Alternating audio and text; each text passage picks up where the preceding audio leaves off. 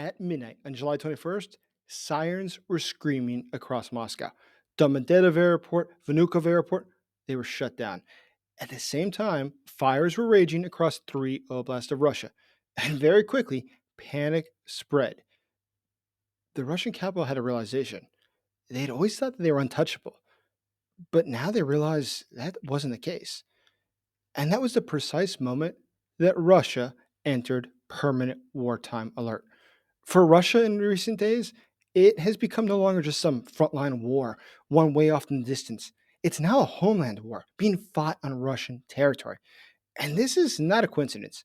This is precisely Ukraine's strategy to force Russia to turn inward, militarily, economically, psychologically, and structurally. And over the past 10 days, Ukraine has launched some amazing attacks deep inside of Russia. And the targets have been quite precise. They've gone after fuel depots, rearmament hangars, substations, and even some high ranking military commanders. However, despite what the Kremlin is signaling, they're not signaling that they want peace. What they're signaling is that they are afraid. And the reason that they're afraid, the reason that they're now panicking, is because of what Ukraine is hitting, where it is hitting, and what that means. Now, we can't be sure exactly of what Ukraine's going to hit next, but open sources inside of Russia give us some pretty clear indicators. Now, I'm basing this purely on what is in Russian social networks, Telegram, blogs, not on anything I've heard here in Ukraine. So I'm not giving away anything that is not to be public.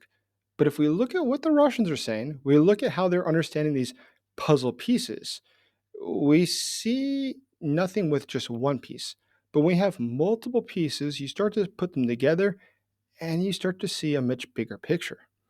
And it gives us an answer for why the Kremlin is having some very sleepless nights filled with fear and worry.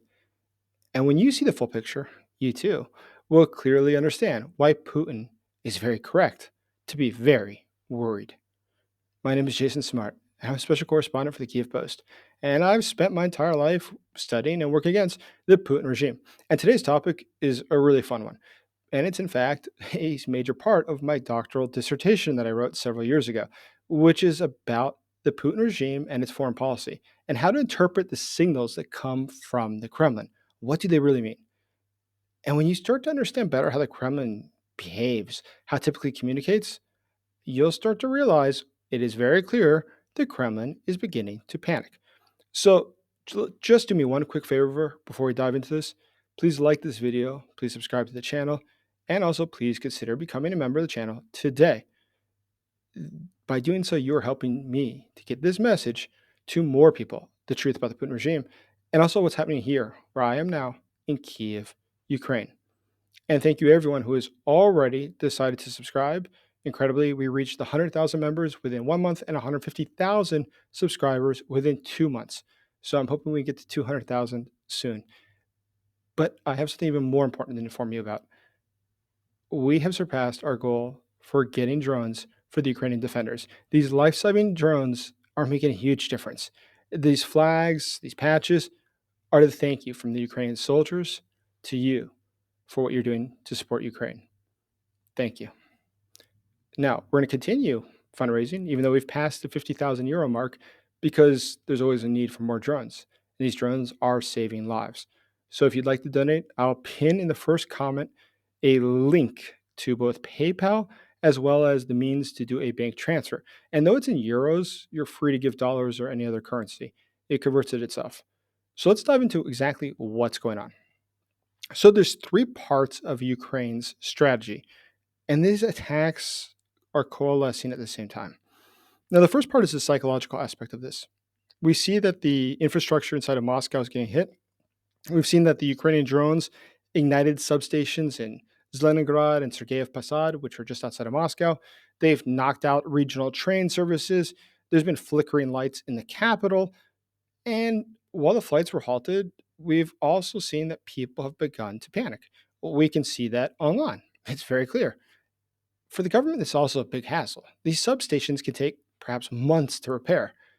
But there's another aspect of this. Vladimir Putin isn't beholden to common Russian. He doesn't care what they think at all. But he doesn't care what the elites think. And at this point, for the elites, this war is no longer distant. This war is in their own backyard. Because for the past 5 days, people have been sitting around abandoned in Moscow's airports. And there's this increasing dread that they have, this fear that things will only get worse. And that fear is shared even by the oligarchs with their private jets, because even they cannot take off when there's Ukrainian drones flying ahead. So their fear is probably very well placed. It will get worse. Now, the second aspect of the strategy is to attack specifically those things that are used to attack Ukraine. So Ukraine's recent strike that it had on July 20th at the sorry, Millerovo airbase in Rostov, that was important because it was really just an attack on Russia's air superiority. The satellite images confirmed what the Kremlin said was false. The Kremlin said they'd intercepted all of the drones, but the satellite images showed that there was damage to both the fuel and maintenance infrastructure. And that base is pretty important. That houses the Su-30s, and those are the ones that the Russians used today over Donbass and in Crimea. And so what this was a crippling blow to Russia's air logistics and to the entire network, for that matter, that is used to attack Ukraine. And I think this is where a lot of people got that wrong. They thought this was Ukrainian harassment, but it's not. It's going to the very root of the war. It was a deliberate attack to execute air denial to the Russians, taking away their ability to wage war. So, likewise, in the same category, the second group of the strategy, on July 3rd, a Ukrainian attack successfully killed Major General Mikhail Gudkov in Kursk Oblast, Russia. Now, Gudkov wasn't on the front lines, he wasn't in the battlefield. He was way back in a secure rear position. Now, his death sent a very clear message. Anyone in uniform, anywhere in the Russian Federation, is a target. But there's something else that analysts typically miss about this attack, which I call your attention to. So, don't forget who Gudkov was. He was deputy commander in chief of the Russian Navy. So, why does that matter? Well, look at the third part of the Ukrainian strategy. This is the part that the Russians are talking about so actively, that their OSINT communities are so very worried about. They look at the fact that Ukraine is striking the transit points for the trains that go to Crimea. It's attacking points within Crimea. It's killing the deputy head of the military, of the Navy. What does that all mean? Well, the Russians are starting to think perhaps Ukraine is preparing to liberate Crimea, and that worries them. But it's probably not an unreasonable thought. Just consider, since January, Ukraine has destroyed or disabled multiple Russian naval vessels. It's even gone after things like Su-30s that were operating over the Black Sea. So these weren't just some lucky shots. These were Ukraine using incredible technology, their drones, their sea drones, the MAGURA V7s. These are the really cool ones. These are ones that are satellite guided, they have infrared equipment, and at night, they're nearly undetectable. So Ukraine is executing a maritime decapitation campaign, one target at a time. So what we see today is that Sevastopol, which was once the crown jewel of the Russian Black Sea Fleet, it was something they were tremendously proud of. It's now sort of become a liability. Not such a great place to be. And satellite images confirm that even the boom nets, the defenses, remain partially destroyed after storms. And some people say there's been sabotage even of the boom nets. Now, these nets, so you understand why they're so important, they were crucial to stop the Ukrainian Maguras, the sea drones. And without them, it means that more sea drones can slip through at night. So we see that is why the Russian ships are leaving Sevastopol. We've seen that they've also pulled some ships from places like Novorossiysk. Others are moving to ports that really don't make a lot of sense. They're not suited. They don't have dry docks. They don't have air defense. They have no place for submarines to go. But that's because there's not a lot of other choices. Increasingly, Sevastopol, the Russians are realizing, is perhaps not their fortress, but a Ukrainian trap. So Ukraine's entire plan here is to put pressure cumulatively and systematically on the Russians. And every one of these strikes is forcing the Russians to relocate aircrafts, to drain fuel reserves, to reposition naval assets, and to send their commanders to different locations so they don't all get killed in a singular strike. Incredibly enough, the attack that was just carried out last night by the Russians was by aircraft that took off from a base located closer to Japan than it is to Ukraine.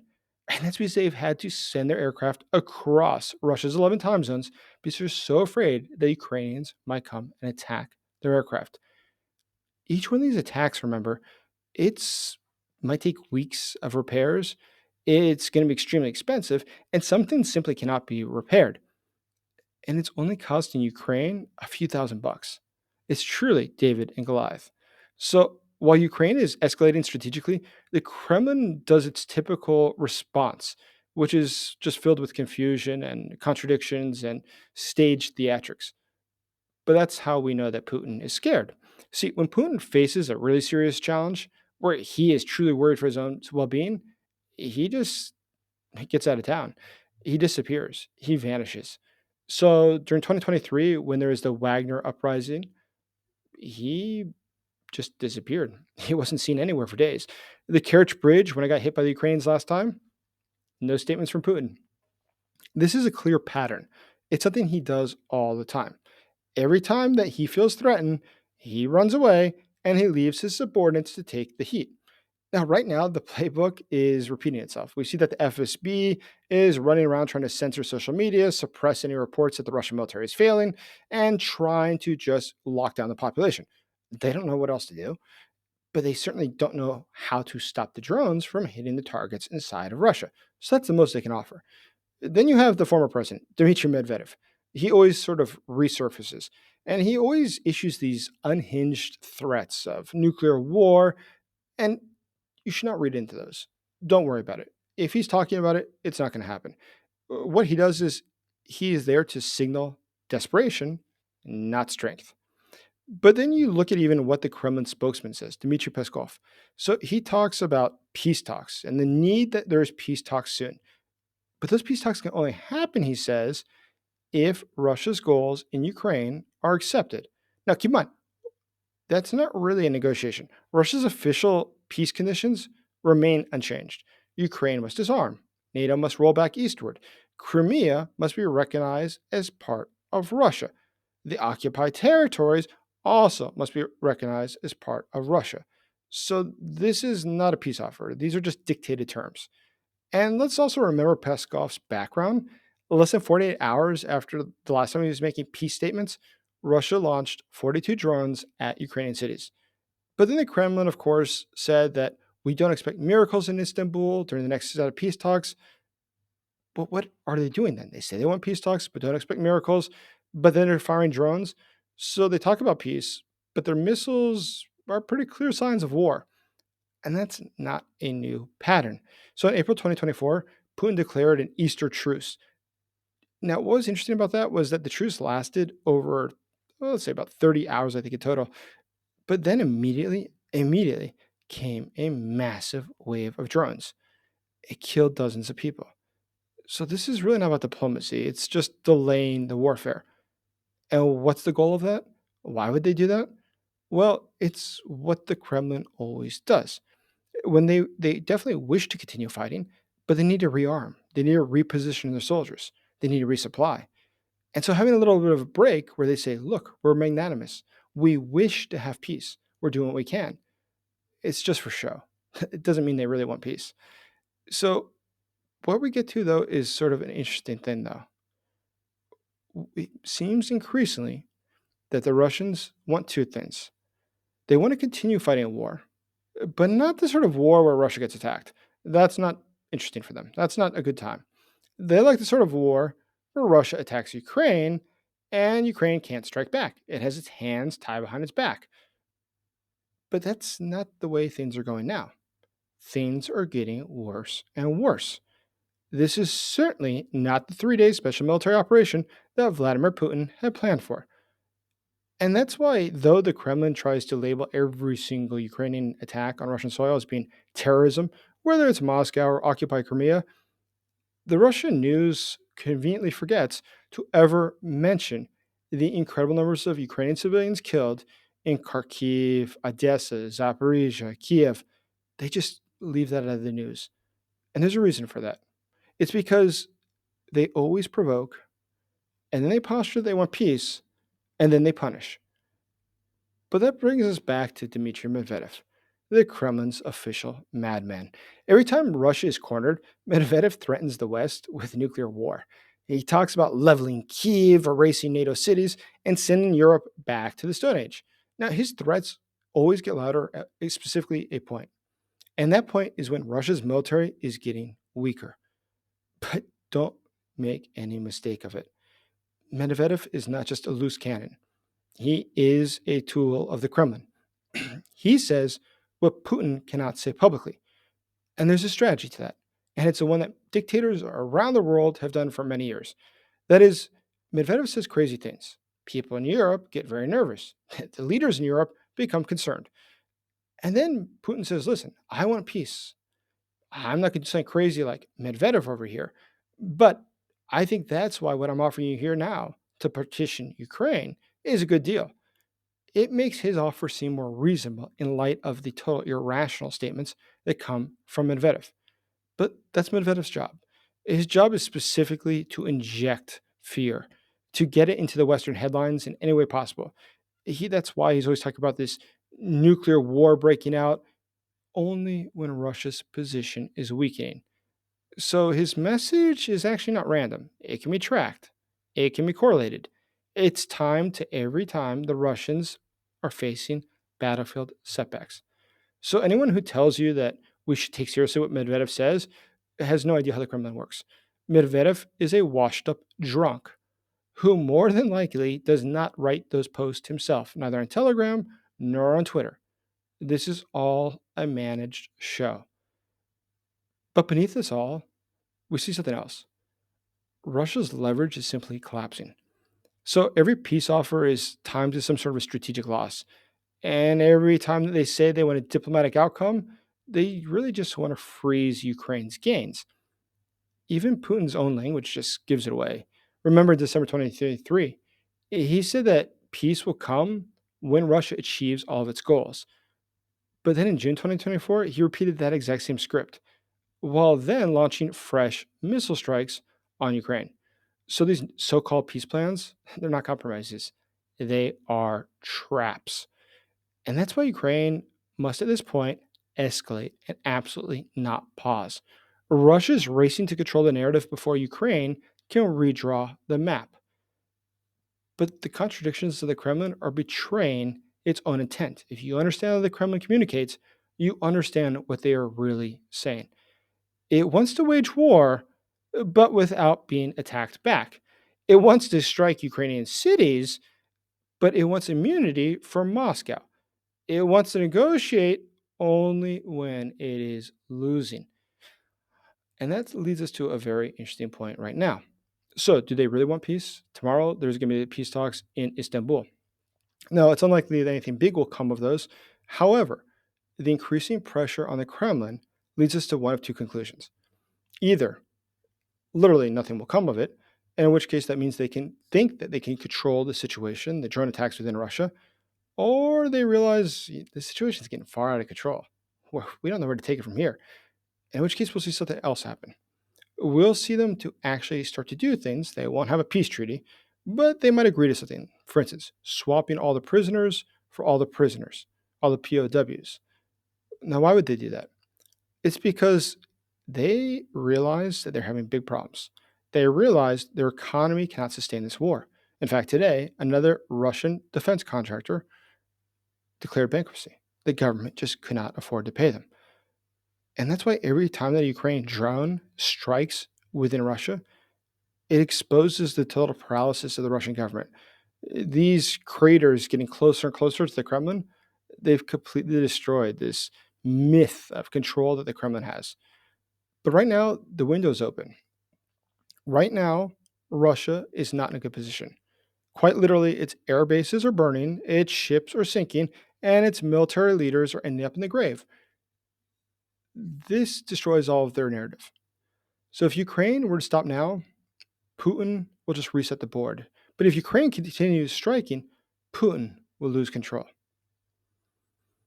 Thank you so much for listening.